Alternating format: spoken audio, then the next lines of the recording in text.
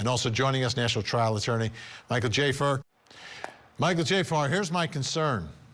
She's an educated law clerk. She's got the rest of her life to be writing these motions. That's going to be on the top of everything, right? I wasn't in court for the verdict. No, I mean, here's the thing. Her attorney advised her properly, in my opinion, because the case was lost at that point, and they painted her as a villain.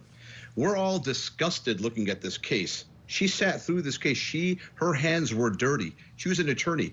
She was done. And yeah, maybe it was calculated. Maybe you're right. I didn't think about it until you mentioned it, Vinny. Maybe it was a calculation by her.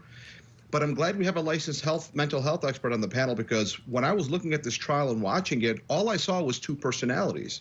There was a complete disconnect between the conduct that was alleged and the conduct that happened and her background, right? She makes Alec Murdaugh look like a saint based on the heinousness of what she did.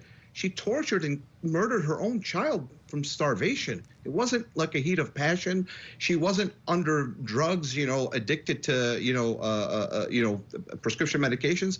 She's just a monster. She has two personalities. And so her not appearing in court, at that point, her attorney did the right thing. He looked at her and said, in his mind, without him saying it to her, you've embarrassed me. You've ruined this case. Your testimony is awful. I don't even want to be associated with you. I don't want to be next to you. That's what he was thinking without telling it to her. And she took the bait and said, you know what? Yeah, I'm not going to go up. I'm not going to be in court today. He was probably very relieved. He's a good attorney, by the way, the defense attorney.